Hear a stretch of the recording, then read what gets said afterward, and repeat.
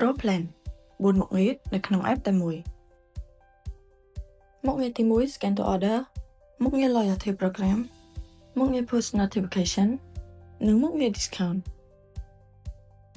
មុខងារទី1 Scan to Order ទទួលបានការបញ្ជាទិញតាមរយៈ QR Code ទទួលបានការកម្ម៉ង់ច្បាស់លាស់ជួយគ្រប់គ្រងការកម្ម៉ង់នឹងអតិថិជន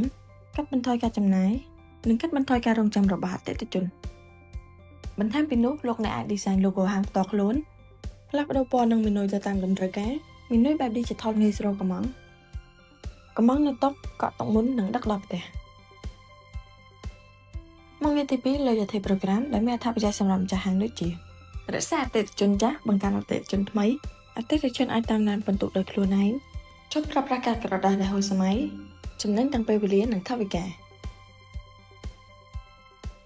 អត្ថប្រយោជន៍សម្រាប់អតិថិជនមានដូចជាកាន់តែចំណាយកាន់តែបានពិន្ទុងាយស្រួលប្រើប្រាស់មិនបារម្ភខ្លាចបាត់ក្រដាសកាតគ្រប់ពិន្ទុបដូរយករង្វាន់មុខងារទី3 Push Notification រួមមានអត្ថប្រយោជន៍ដូចជាបង្ហាញសារពី promotion ថ្មីៗឲ្យអតិថិជនបានឃើញមុនគេបញ្ជូនសារទៅកាន់អតិថិជនបានលឿននិងដោយផ្ទាល់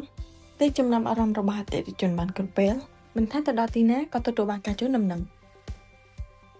មុខងារទី4 Discount ដាក់តាំងបង្ហាញពីការ promotion ផ្សេងៗ